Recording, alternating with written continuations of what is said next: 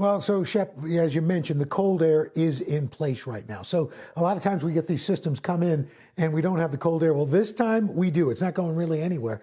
Tomorrow morning, it's going to feel like 22 below in Saranac Lake, 11 in Detroit, 14 in Baltimore, 1 here in New York City.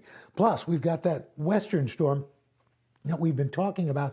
The rain is ending in California, but the energy from this system is going to transfer into the plains. Heavy snow tomorrow develops for the Midwest. Excuse me.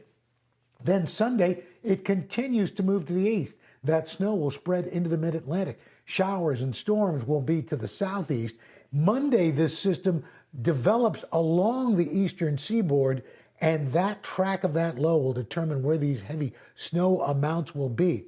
And then it continues Tuesday, Groundhog's Day, don't drive angry. Heavy snow and wind for New England, significant travel delays possible. Now, so here's what we know. We've got 52 million people, Chef, that are under winter weather advisories, winter storm watches, and winter storm warnings.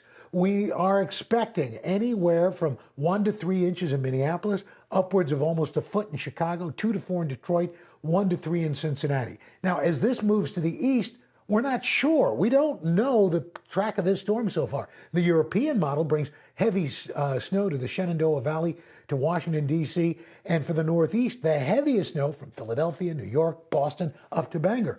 But the American model, you can see, brings the storm track closer to the coast, and that makes for some mixing. And so we're going to continue to track this, Shep. But again, it's all going to depend on that important track. Right now, the European model gives us more snow, American model a little less. We're hoping by the time we get into Saturday or Sunday, we'll start to see some agreement and some convergence so we can give folks a better idea. Shep?